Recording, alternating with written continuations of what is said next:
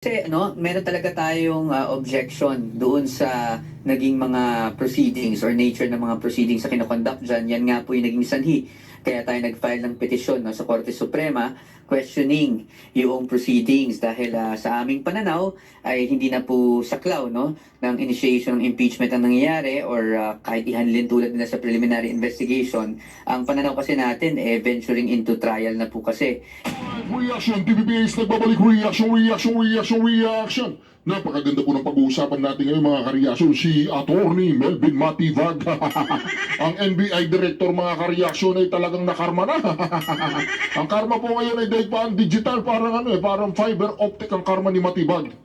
Di ba ngayon iniimbestigahan po ni Matibag itong si BP Sara Duterte na wala naman sinabi si BP Sara na salitang assassin. Walang sinabing assassin. Pero ginagamit ni Matibag yung salitang assassin. Ngayon mga kareaksyon, itong mismong si Matibag, hindi ko po alam Matibag, nakikinig ka ba Matibag? Attorney Matibag, totoo ba tong video na ito? Tanong lang totoo ba tong video na ito? Ito ang karma na video ni Matibag mga kareaksyon, pakinggan po ninyo Hindi po, dito si Matibag nagbanta. Ito mga kareaksyon, pakinggan na rin. Attorney, wala akong sinabing masama doon sa'yo.